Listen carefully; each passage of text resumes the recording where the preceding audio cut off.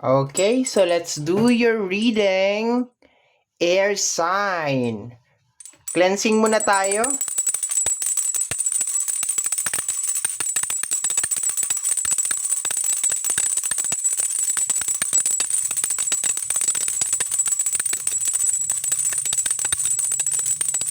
Okay. Gemini, Libra, and Aquarius. Hello, my dear. Welcome or welcome back sa ating YouTube channel. My name is RJ, your tarot card reader. At ang gagawin natin ngayon is yung ating daily reading para po to sa araw ng June 12, 2026. Titingnan natin kung ano mga eksena, kaganapan at kung ano-ano pa na maaari mong makasalubong sa araw na ito. Pero before tayo mag-proceed or bago tayo magpatuloy sa ating reading, kukunin ko muna itong pagkakataon na ito na magpasalamat. Maraming salamat po sa ating mga abangers. Sa mga walang sawang naghihintay at nag-aabang ng kanilang mga readings, thank you very much. Gusto ko rin po magpasalamat sa ating mga bagong subscribers. Hello my dear! Welcome po sa ating channel. I hope na mag-enjoy ka dito sa ating channel at mahanap mo kung ano man ang iyong hinahanap sa iyong buhay or mai-provide ko, my dear, yung hinahanap mo. Okay? Ang tanging hiling at dasal ko lamang po sa ating buong may kapal na ang mga readings ko ay nakakatulong po sana sa ating lahat. Let's go na tayo. Air sign. Tingnan natin kung anong meron sa araw ng, Sa araw na ito. Gutom ka na naman, girl. Okay. Nakain ko na naman yung aking salita. Let me see. We have here, lost in the crowd. Okay. Surrender. Annoyment. Okay, I think, my dear, you are, from the word itself, my dear, you are lost. Parang sa araw na to, naguguluhan ka, hindi mo ma-explain yung nararamdaman mo. There's a certain mixed emotion. No, hindi ko sinasabing malungkot ka as of this moment. It is just more on parang posibleng parehas mo nararamdaman. Parang hindi mo alam kung magiging masaya ka ba or magiging malungkot ka ba sa isang sitwasyon, okay?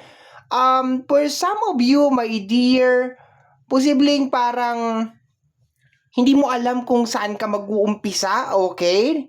Parang ayaw mo rin ngayong araw na to ng magulo or maraming tao, mas gusto mo mapag-isa or tahimik, or baka ngayong araw na to gusto mo lang din yung tahimik, quiet moment lang. Parang nawawala ka kasi dito na nasan ako, parang ganun. Pero hindi naman as in literal na nawawala ka. It's just more on parang una sa emotion ang nakukuha ko talaga halo. No, hindi mo alam kung matutuwa ka ba, maiinis ka ba, hindi mo ma-explain kung ano yung nararamdaman mo as of this moment. And for some of you, hindi mo alam kung saan ka mag-start. No, yun ganun ang nakukuha ko dyan. Okay, let me see, my dear, additional cards pa tayo.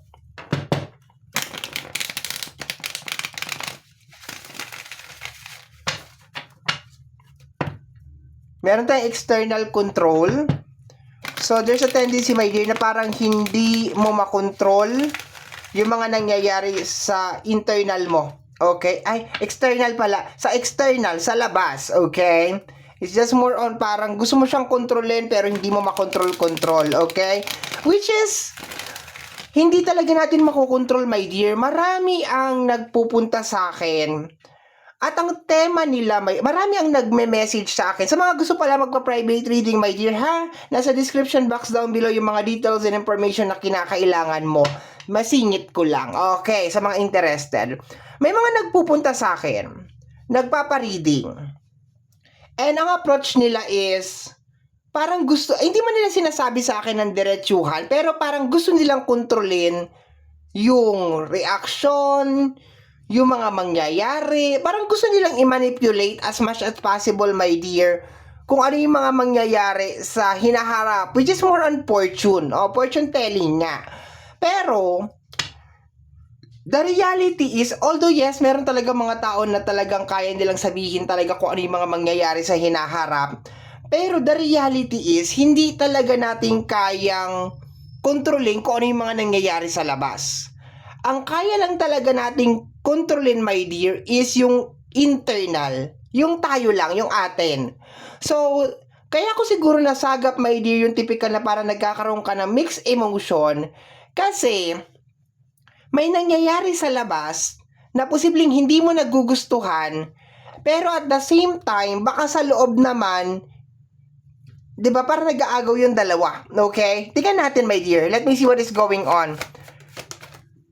The Knight of Pentacles, okay, may kinalaman sa usapin ng financial, my dear. Knight of Pentacles, mabagal yan. So, for some of you is baka nagagalit kayo, naiinis kayo kasi, di ba, lately, ang daming gulo. Ang daming gulong nangyayari sa mundo natin. Gera dito, away dito, di ba, kung ano-ano, sa politika, ang daming nangyayari. Baka nagagalit ka, naiinis ka. Kasi naaapektuhan ka, my dear, nito nangyayari sa labas nga, masyadong magulo, no? So yung usapin ng pinansyal, parang naaapektuhan din, no? Apektado talaga siya. Baka meron kang mga gustong bilhin, meron kang gustong gawin, pero hindi mo siya magawa-gawa, no? Hindi mo siya magawa-gawa. Okay? Kasi nga magulo. Meron very highlighted dito yung surrender. Baka merong mga bagay, my dear, na kailangan mong i-surrender as of this moment. Meron din tayong patience over here. Baka nawawalan ka ng tiyaga. Okay? Overwhelmed na energy. Okay, over here. Nakakalunod na pakiramdam. Okay? So, yung pinakauna kong nakuha is galing sa labas. Okay? Yung gulo, yung ingay, yung mga nangyayari sa paligid, and naiinis ka. And sad to say, my dear, ito kasing nangyayari sa mundo, hindi to kayang solusyonan ng isang tao lang. Yun kasi ang reality doon eh. Hindi talaga siya kayang solusyonan ng iisang tao lang. So, kailangan talaga siya yung pagkakaisa. No, yung pagkakaisa ng lahat, okay, para masolusyonan to. I hope naiintindihan mo. Ngayon, kung magpo-focus ka na magpo-focus dito, hindi mo naman siya kayang solusyonan ng ikaw lang talaga, madidrain ka. Okay, madidrain ka talaga, my dear. What is this? We have here the 5 of Cups. Nakatingin ka lang doon sa 3 cups, my dear, at nakalimutan mo na meron kang mga bagay na dapat mong ipag-celebrate ngayong araw na to. Una, you need to be thankful. You need to be thankful kasi buhay ka. Hindi lahat ng tao na buhay ngayong araw na to, my dear. Okay? Maraming mga bagay, my dear, na dapat natin ipagpasalamat. Okay? Kaso na doon ka lang nakatingin talaga sa 3 cups na natapon. Hindi mo makontrol yung emotion mo. Possible na parehas mo rin silang nararamdaman na nagpapasalamat ka pero may pero. Tanggalin mo yung pero. Doon na tayo sa thank you. Sa gratitude na lang tayo. Salamat may bigas, salamat may ulam, salamat may tubig, yung mga gano'n, doon na lang muna tayo. Kasi hindi natin kayang sumigaw at sabihin natin, uminto kayo. Yung hindi natin kaya, my dear. Kahit anong gawin natin, hindi natin talaga kaya. I just hope, my dear, kung ito sa'yo ko lang to sasabihin. Hindi ko to nasabi sa ibang mga zodiac sign kasi ayoko naman magpaulit-ulit. So, kung gusto mo, ikalat mo na lang. I-chismis mo na lang. Ito na lang, my dear.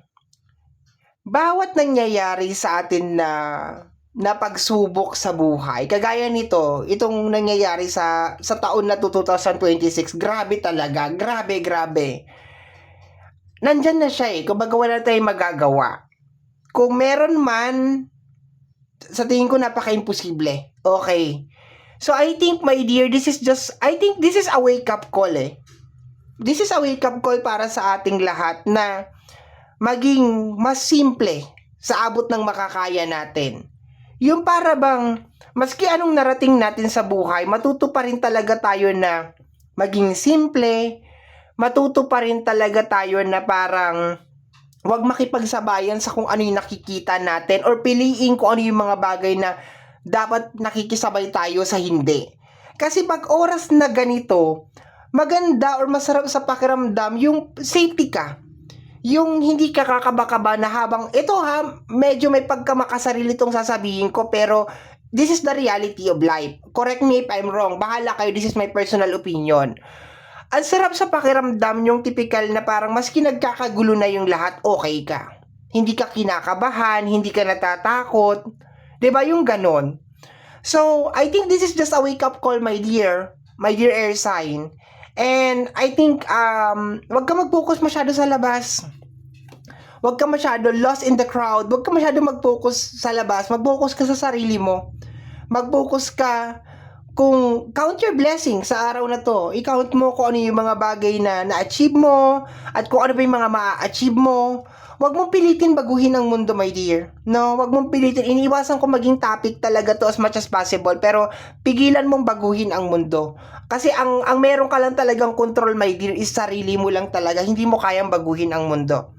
Kung meron ng mga involved na mga tao dito sa nangyayari sa iyo as of this moment, my dear air sign, sad to say, advice lang ang magagawa natin sa kanila. Payo lang, concern lang, pero at the end of the day, sila pa rin talaga ang masusunod. It really doesn't matter kung ano yung placement nila sa buhay natin.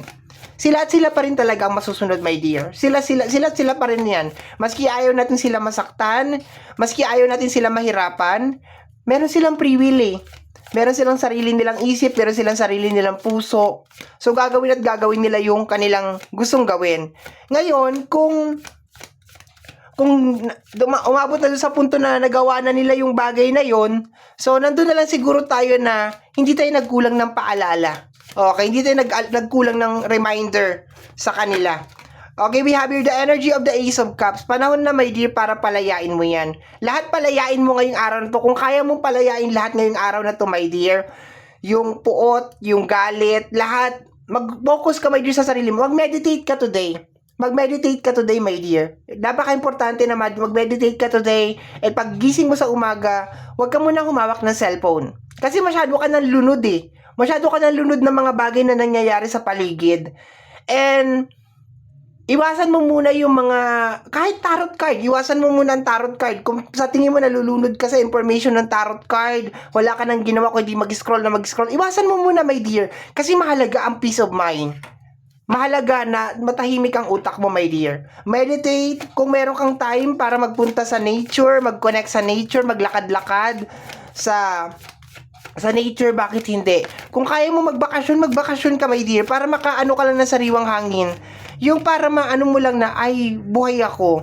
Kasi baka lately, masyado ka na talagang, yung apektado ka na sa mga bagay na, hindi ko man sinabing wag ka maapektuhan, pero it's more on parang concern ka na talaga sa mga bagay na nangyayari. No, lalo na dito sa Pilipinas, ang daming nangyayari. It's more on sa politics, nagkaroon ng earthquake lately. Tapos lahat na, yung mga baho na mga, lahat na. Ang gulo na. We have here the energy of the Two of Cups. Priority mo pa rin, my dear, yung health mo. This is energy of balancing, my dear. Balancing. Okay. Balance mo siya, my dear. Yung health mo, priority mo talaga. Okay? Hindi, you cannot save. It's very, alam mo, may isa pa akong, ang dami kong sinishare dito, ha? Ang dami kong ino-open sa'yo, ha? No? Dapat hindi ko to ino-open. Pero sige na, i-open ko na. Isa pa sa na-realize ko lately, I've been on this business, my dear, for 6 years. Okay, tarot card reading dito sa YouTube. And isa sa na-realize ko, my dear, is hindi ko kayang iligtas lahat. Kasi nung nag-uumpisa ako, ang nasa isip ko kasi is like, gusto kong iligtas lahat. Gusto kong baguhin ang buhay ng lahat. Pero hindi talaga pwede. Kasi I tried. Lalo na yung mga unang taon ko, my dear, sa pagtataro, I tried.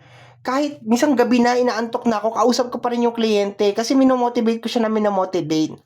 Eh napapansin ko, nagkakasakit ako.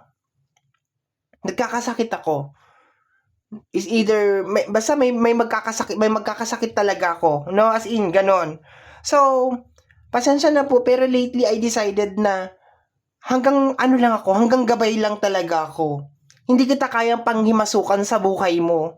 Hindi kita kayang pwede kitang sabihan kung gabay lang, ganun, pero hindi kita pwedeng diktahan. Hindi kita pwedeng pangunahan sa kung ano yung gagawin mo sa buhay mo. And sinasabi ko sa ito, my dear air sign, because of, baka lately meron kang mga bagay na gusto mo talagang ayusin. Okay? Ay. Focus your, sa health ka, my dear. Sa health mo, mental health mo. Balance mo siya. Tingnan mo kung ano yung mga bagay na nakakabuti sa'yo. Okay? We have here the energy of the Six of Pentacles. Sabi ko sa'yo, may lesson to. Naranasan mo ngayon na ang hirap ng flow ng pera. So, hindi pa naman to katapusan ng mundo, my dear. Meron pang pagkakataon. Once na may survive mo to, and I know may survive mo to, as long as mag-focus ka lang talaga sa sarili mo, mag-meditate ka, mag-pray ka, kumapit ka sa ating buong may kapal, as in talagang 100% nakapit ka, my dear. I-release mo lahat, no? And you will be okay. And once na makasurvive ka na dito, my dear, sa kung ano yung nangyayari sa iyo as of this moment, alalahanin mo tong araw na to. Alalahanin mo tong taon na to pala. Itong 2026, alalahanin mo to kung gaano kahirap yung ibinigay niya sa iyo na pasakit. Alalahanin mo tong taon na to. At habang naalala mo tong taon na to, nagiging emotional ako. Habang naalala mo tong taon na to, maaalala mo na pwedeng mangyari ulit to. At sa susunod na mangyayari ulit to, you are prepared. Handa ka na. Kasi bakit, my dear? Ayoko rin yung nangyayari sa mundo. Ayoko rin talaga, sa totoo lang. Kung meron lang akong kayang gawin para ihinto lahat to, gagawin ko. Ay nagiging emotional ako tuwing nararamdaman ko tong ganitong pakiramdam kasi naaawa ako. Naaawa ako sa mga tao na parang hindi nila alam kung anong gagawin nila. Yung ganun. So, ewan ko, it's really hard to explain, my dear. It's really hard to explain. Pero sometimes we need to be tough. Kinakailangan maging tough tayo. Maging strong tayo. Kasi marami pang umaasa sa atin. Marami pang nakakapit sa atin. Marami pang naghihintay. We have here the energy of the Fool card. My dear, bumangon ka dyan. Mag-start ka. Kaya mo yan. Maniwala ka sa sarili mo. Walang ibang maniniwala sa'yo kung hindi ikaw lang din. Walang number one na supporter mo kung hindi ikaw lang din. Kahit hindi ka sigurado kung ano yung magiging outcome, basta lumaban ka. Yun ang sasabihin ko lang sa'yo, my dear, sa card na to. Lumaban ka. Hindi ka pwedeng forever na magpalos sa ingay na nangyayari sa mundo. Na magpadala ka lang na magpadala sa mga issue, sa mga politika, sa mga buhay na may buhay, yung mga ganyan. May dear, mag-focus ka sa sarili mo. Mag-umpisa ka. Kahit na mahirap, mag-umpisa ka. Bumangon ka. Ngayon, matuto ka na yung magpapayo ka sa iba, tutulong ka sa iba, pero at the end of the day, ibibigay mo yung freedom sa kanila, yung free will sa kanila. Matuto ka ng ganun. Next card, my dear. Ang haba ng reading natin. Ako na talaga kasi. Ikaw kasi. Kung ano-ano naman kasi na naman itong pumapasok dito eh. We have here the energy of the devil. Tanggalin mo to. Tanggalin mo si devil, my dear. Tanggalin mo si devil. Sabi ko, nabanggit ko sa'yo kanina, yung galit sa puso, yung hinanakit. 'Di ba? Tanggalin mo yan, my dear. Tanggalin mo. Priority mo yung sarili mo. Priority mo yung progress mo, yung upgrade mo. Celebrate mo yung mga magiging success mo kahit wala pa. Maniwala ka, my dear. May parating sa'yo. As long as sumakbang ka lang. Kahit ano nangyayari sa'yo ngayon. Nagiging emotional talaga ako. Kahit ano nangyayari sa'yo, my dear, iniwasan ko umiyak. Kasi nga, ayoko na talaga umiyak. Kahit ano nangyayari sa'yo ngayon, my dear, lumaban ka. The Six of Pentacles, the Five of Pentacles, definitely nagkakaroon ka ng problema sa pera. My dear, hindi lang ikaw, ha? Hindi ka lang nag-iisa. Hindi lang ikaw yung problema ng pambayad. Hindi lang ikaw yung problema ng pagkain, ulam. Hindi lang ikaw. Marami tayo. Basta, gusto ko lang sabihin sa'yo, tuloy lang. Laban lang, my dear. And I hope, hindi ko kasi pwede i-detalye sa'yo itong bagay na to kasi ayoko magkaroon ng negative impact sa tao. Pero, ulitin ko yung sinabi ko kanina, hindi mo kayang iligtas ang mundo, my dear. Hindi mo kayang iligtas lahat. At the end of the day, ang kaya mo lang talaga iligtas sarili mo. Yun ang totoo doon. Masakit man pero yun ang totoo, my dear. Okay? Bottom deck of the card is the energy of the Two of Pentacles. Balance, my dear. This is the day, my dear, na i-balance mo. Kahit na-overwhelm ka sa iniisip mo, na-overwhelm ka na emotion mo, i-balance mo, my dear. And acceptance, the reality, my dear. Tanggalin mo lahat ng puot, galit yan sa puso mo, my dear. Palayain mo na yung sarili mo dyan. And kung ginawang ka man ng hindi maganda ng ibang tao, hindi mo kasalanan yon, kasalanan nila yon, problema nila yon, hindi mo problema yon. And yeah, wala tayong magagawa sa kung ano yung nangyayari sa mundo. Kung siguro kung magtutulong-tulong tayo, magsasanib persa tayo, magtutulong-tulong tayo, kaya. Pero kung iisa, dalawa, tatlo lang, mahirap, my dear. Okay? Uy. Okay. So, my dear air sign, ito ang nasagap ko na energy message para sa araw na ito, June 12, 2026. Kagaya po na nasabi ko kanina, ang tanging hiling at dasal ko lamang po sa ating buong may kapal ng mga readings na ginagawa ko ay nakakatulong po sana sa ating lahat. Maraming salamat po. Thank you, my dear. Ingat ka lagi. God bless.